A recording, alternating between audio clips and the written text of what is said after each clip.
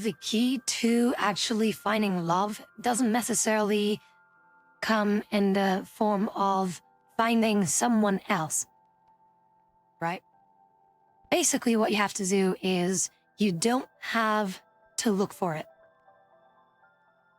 You don't have to look for love. You don't have to actively look for your significant other.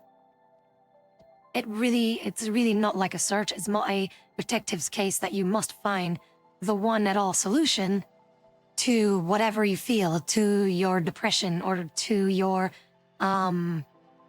loneliness, right? Because there's a lot of people that keep saying that, like, hey, if I have a partner, or if I have someone that I love, or if I have a girlfriend, or if I have a boyfriend, that I will therefore be happy, that therefore, everything's gonna be fine, this and that.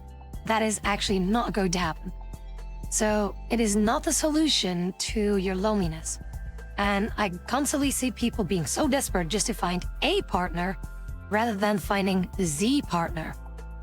And I keep telling them not to rush things and work on themselves first and foremost. Then they are telling everyone that they have found the one, and not 2 weeks later, they've broken up or something didn't go right, and therefore they don't have any contact anymore. And then they feel even more depressed and even more lonely. So it's this never-ending cycle that makes people even more depressed than before they even had those relationships or those dates. Like, does it sound familiar?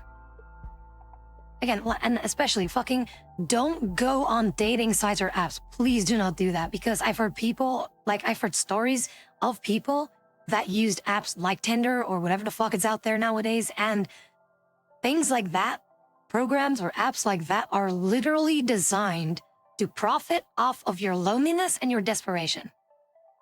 So don't neglect yourself for the sake of love, because I have neglected myself while I was in relationships and ended up feeling more depressed and more angry at myself whenever we broke up. Everything that I've invested in those relationships, that, it was just gone.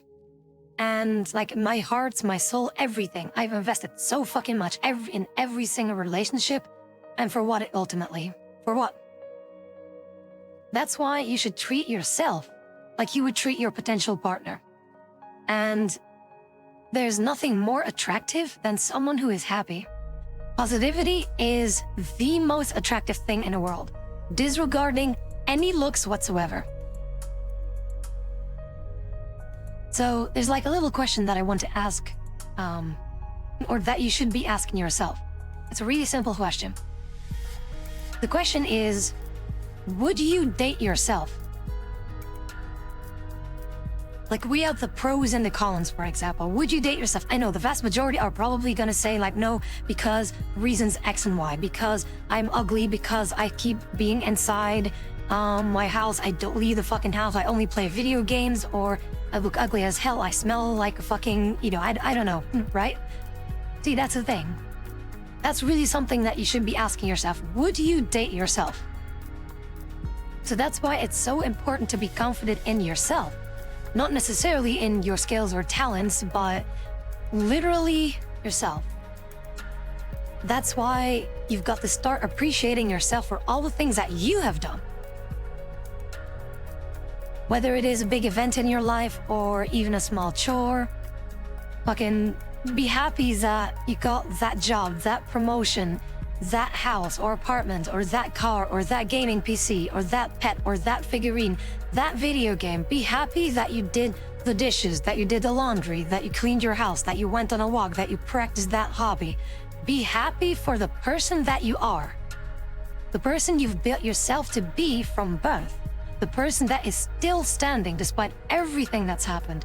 And if it were for you, you wouldn't be here. So please stop ignoring the person that has been working his or her ass off to be the person that you are today. And that person is you. And that's exactly why I love you all for being you.